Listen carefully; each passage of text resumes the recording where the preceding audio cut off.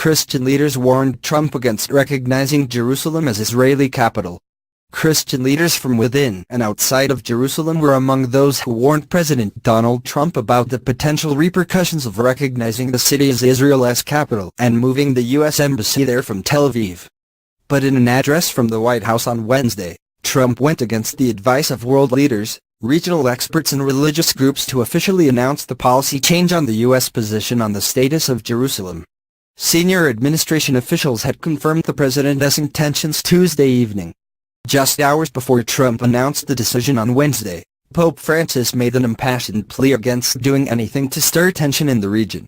"I cannot remain silent about my deep concern for the situation that has developed in recent days and, at the same time, I wish to make a heartfelt appeal to ensure that everyone is committed to respecting the status quo of the city, in accordance with the relevant resolutions of the United Nations," the pontiff said, according to the New York Times.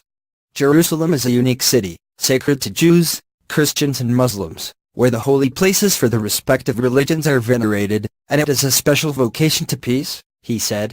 Francis said he was praying that wisdom and prudence prevail and that no announcement would add new elements of tension in a world already shaken and scarred by many cruel conflicts. Jerusalem's governance has long been disputed, and both Israelis and Palestinians consider the city their capital. Israel has de facto control of the city since seizing its eastern part from Jordan in 1967, but the international community has refused to recognize that authority. The U.S. government has taken the stance that Israelis and Palestinians should determine the city's status between themselves.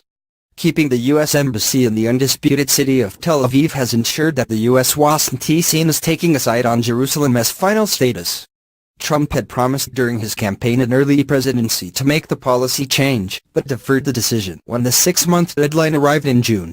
A 1995 U.S. law called for the embassy to be relocated to Jerusalem, but every president since has signed the waiver every 6 months to prevent the move. The decision will likely placate the Israeli government and conservative allies in the U.S., who have long held that Jerusalem is the rightful capital of Israel. Israeli Prime Minister Benjamin Netanyahu has said the U.S. Embassy needs to be in Jerusalem. But many religious leaders in Jerusalem feel differently. In a letter released to Trump,